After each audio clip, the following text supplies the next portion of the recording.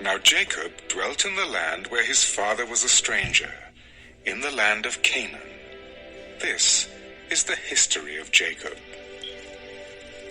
Joseph, being 17 years old, was feeding the flock with his brothers, and the lad was with the sons of Bilhah and the sons of Zilpah, his father's wives. And Joseph brought a bad report of them to his father. Now Israel loved Joseph more than all his children, because he was the son of his old age. Also, he made him a tunic of many colors.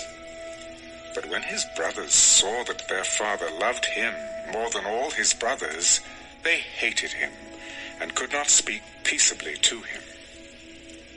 Now Joseph had a dream, and he told it to his brothers, and they hated him even more. So he said to them, "Please, hear this dream which I have dreamed. There we were, binding sheaves in the field.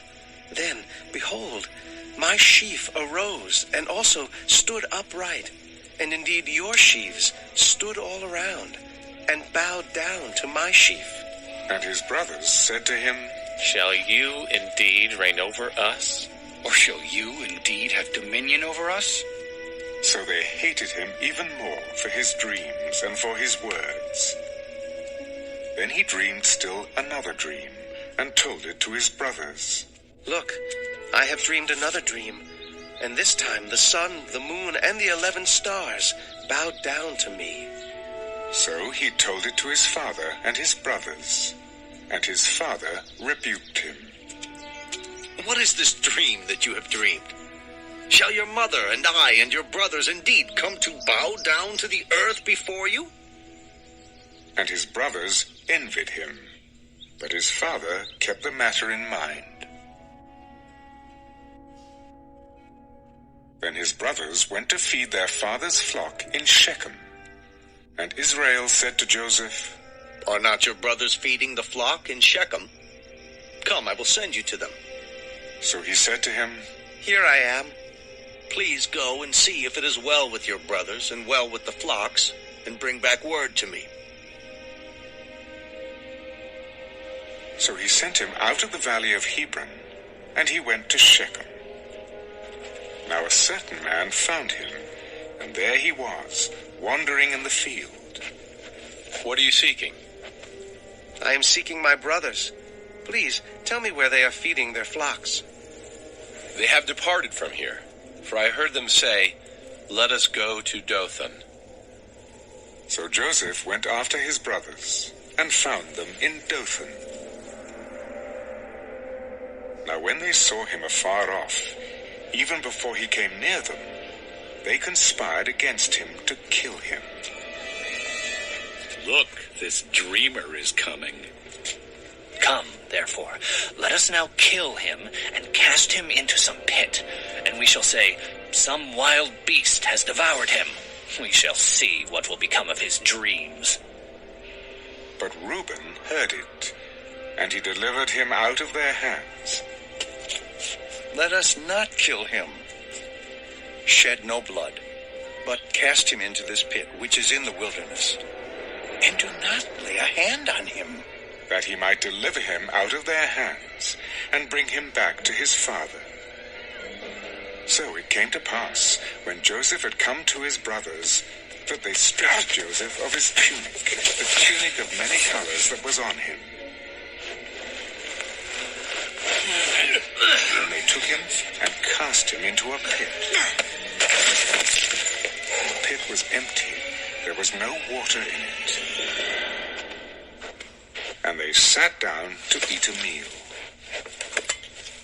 Then they lifted their eyes and looked, and there was a company of Ishmaelites coming from Gilead with their camels, bearing spices, balm, and myrrh, on their way to carry them down to Egypt. So Judah said to his brothers, "What profit is there if we kill our brother and conceal his blood? Come and let us sell him to the Ishmaelites, and let not our hand be upon him, for he is our brother and our flesh." And his brothers listened. Then Midianite traders passed by, So the brothers pulled Joseph up and lifted him out of the pit and sold him to the Ishmaelites for 20 shekels of silver. And they took Joseph to Egypt. Then Reuben returned to the pit, and indeed Joseph was not in the pit, and he tore his clothes, and he returned to his brothers. The lad is no more. And I, where shall I go? So they took Joseph's tunic, killed a kid of the goats, and dipped the tunic in the blood. Then they sent the tunic of many colors, and they brought it to their father. We have found this. Do you know whether it is your son's tunic or not? And he recognized it. It is my son's tunic. A wild beast has devoured him. Without doubt, Joseph is torn to pieces.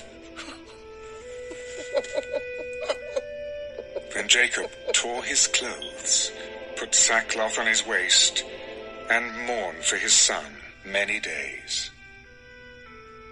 And all his sons and all his daughters arose to comfort him. But he refused to be comforted. For I shall go down into the grave to my son in mourning. Thus his father wept for him. Now the Midianites had sold him in Egypt to Potiphar, an officer of Pharaoh and captain of the guard.